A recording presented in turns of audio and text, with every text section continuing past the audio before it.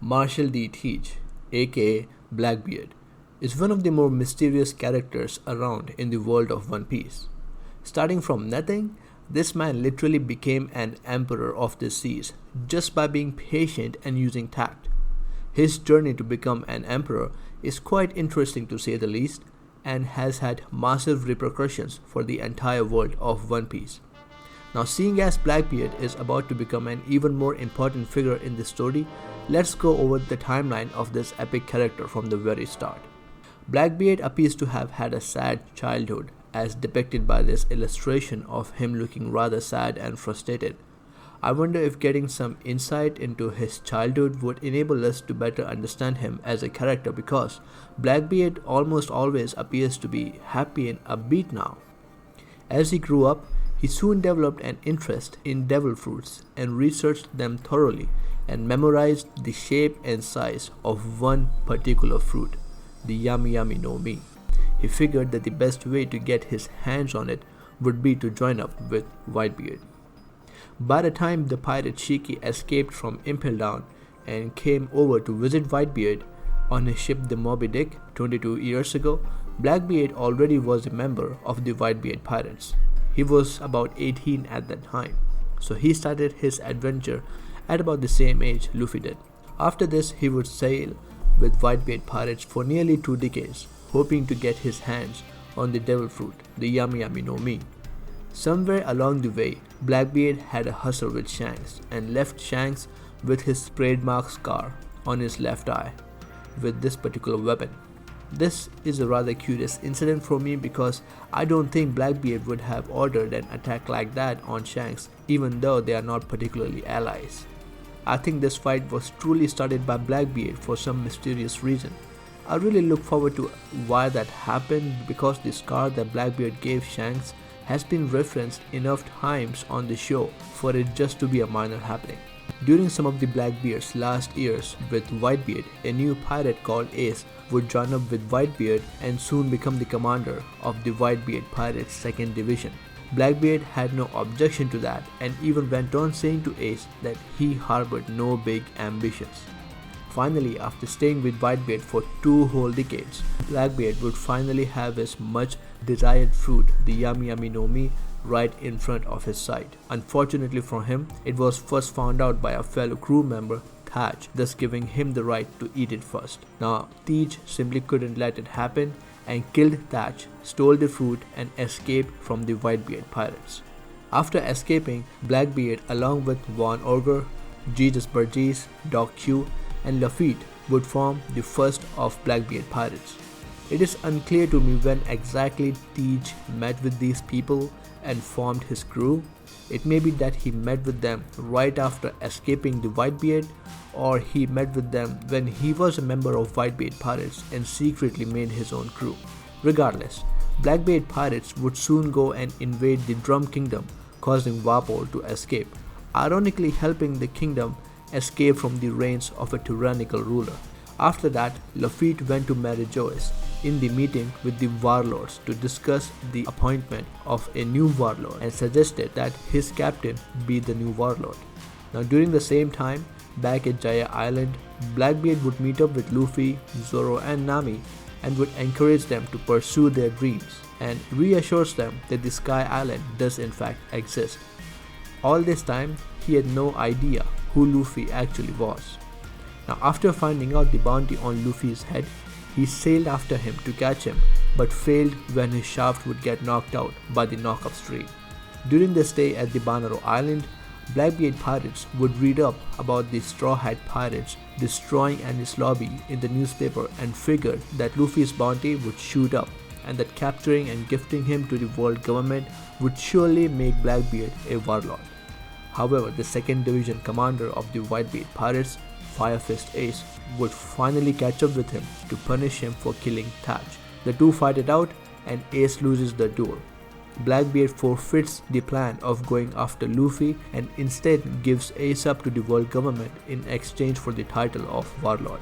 Apparently, Blackbeard wanted to be a warlord because of the ease of access to Impel Down that particular title would give him.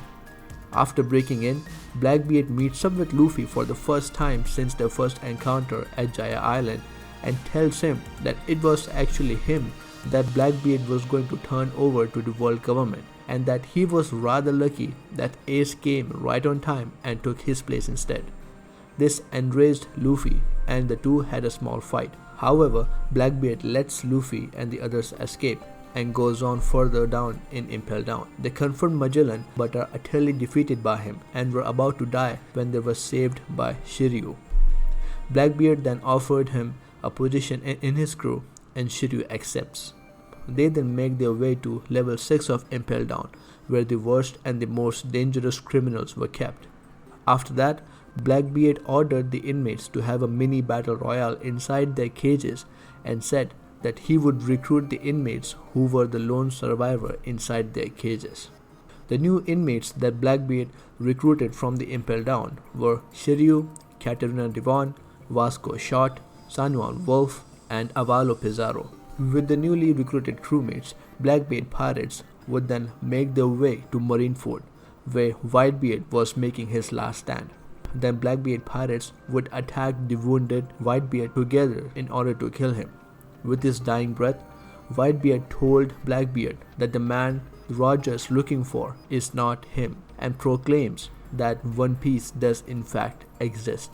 After Whitebeard dies, Blackbeard pirates covered his body with a dark cloth, and Blackbeard goes inside it only to emerge with the ability to use Whitebeard's Devil Fruit's powers, the Guraguro no Mis, and becoming the first person to ever use the two Devil Fruits together that we know of in the story so far. Soon after that, Shanks arrived on Marineford with his entire crew and offered to fight Blackbeard. Blackbeard, stating that he's not ready for Shanks just yet, escaped at once from Marineford. After some time though, on some island in the New World, Blackbeard pirates were chilling in a hot island and had Bonnie, a supernova, in chains. They escaped the island and left her behind after they saw a Kainu making his way towards them. Sometime after the Battle of Marineford, the remnants of the Whitebeard pirates under the leadership of Marco the Phoenix would fight the Blackbeard pirates, which would result in an overwhelming victory for Blackbeard. This incident would be later called the Payback War. After that, Blackbeard would start to conquer and acquire the territories which used to be under Whitebeard, and soon become an emperor of the seas himself. Eventually, Blackbeard would make his crewmates the captains of their own ship and declare himself to be the admiral of the Blackbeard pirates, commanding all of them. Blackbeard pirates would soon hear about a tournament being hosted in Dressrosa, with the award being the Mera Mera no Mi, which once used to belong to Portgas the Ace. Jesus Burgess, the captain of the first ship of Blackbeard pirates, was sent to fight and acquire that fruit. It was also during that time that Blackbeard pirates were thinking of recruiting Aokiji. While the tournament was going on, Blackbeard also had a little chat with Luffy and taunted him that having Burgess with the powers of Mera Mera no Mi would be like having Ace in his own crew. Luffy angrily claimed that that's never going to happen. However, at the end of the day, Burgess was unable to get that fruit, but somehow managed to get onto the ship with Sabo undetected and followed them to Baltigo, where the Revolutionary Army had their headquarters in. After that, Jesus Burgess told his colleagues to simply follow his Vivre card, thus essentially revealing the location of the Revolutionary Army headquarters, which was secret for so long. However, the Revolutionary Army escaped before the Blackbeard pirates arrived, who then themselves escaped after having a minor confrontation with CP0. Soon after, we would see Blackbeard reacting to the news in the newspaper about Luffy being called an emperor and simply saying that it was too early for Luffy to be an emperor. Then during the reverie, Gecko Moria, a former warlord, made his way to the Beehive Island where the Blackbeard pirates were camping, and Blackbeard just simply offered him a place in his crew. We don't know quite yet whether Moria accepted that offer. When the reverie ended, we saw Blackbeard making preparations to set sail somewhere. The community now believes that he might be sailing over to Alabasta to get his hands on the ancient weapon. So what I get from this entire history so far is that Blackbeard has had a master plan in his mind for quite some time. Like, he wanted to capture Luffy all the way back in Jaya Island just to become a warlord so that he could recruit the criminals held in level 6 of Impel Down. Oda has told us that Teach's hobby is to study history, so more than likely he knows about poneglyphs and realizes that deciphering them is the key to become the king of the pirates. He also appears to know about Rock's pirates, as his ship, the Saber of Xebec, is named after Rox de Xebec. It appears to me that Blackbeard is likely the inheritor of Xebec's will, just like Luffy is inheritor of Roger's. I wonder what else does Blackbeard really know. Like, so far he has proven himself to be quite smart and resourceful. I think the next step in his plan is going to be to get his hands on one of the ancient weapons, and as other people in the community have already pointed out, I think that weapon is going to be Pluton. He's heading to Alabasta to get that. Alabasta Kingdom is most likely already in chaos right now because their monarch, King Cobra, was most likely killed during the reverie. I think this makes a perfect opportunity for anyone looking to invade that country. Now, what do you guys think of it? Comment down below with your thoughts on the topic and subscribe for sure for more One Piece content. I'll see y'all later.